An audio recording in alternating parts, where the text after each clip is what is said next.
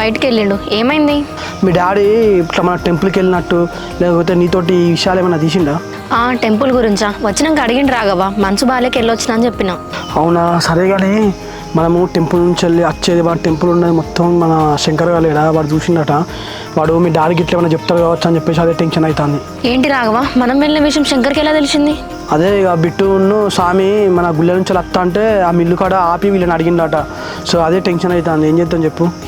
ఇప్పుడు రాఘవ, ఇప్పుడు వాడు పోయి నాన్నకి చెప్పిండు అనుకో, నాన్నేమంటాడు మరి? నువ్వేం టెన్షన్ పడకు జానకి. ఒకవేళ మీ నాన్న కనుక అడిగిన అనుకో మీరు ఆ టెంపుల్ ఏం చేసినని చెప్పేసి నాకు ఏం తెలియదు అని చెప్పేశాను. ఆడ బిట్టు సావిమాలు ఎత్తే వాళ్ళ పూజ మీద ఉన్నారట, నాకు తెలియదు వాళ్ళకి ఉన్నట్టు, నేను పోయి నా పూజ చేసుకొని ఇంటికి వచ్చినా అని చెప్పేసాయి.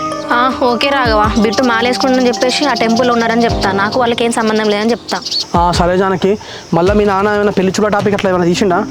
రాఘవ, రేపు వాళ్ళు వస్తున్నారట, నాన్న రెడీ అయి ఉండు అది ఇదని చెప్పిండు. నాకైతే మస్తు టెన్షన్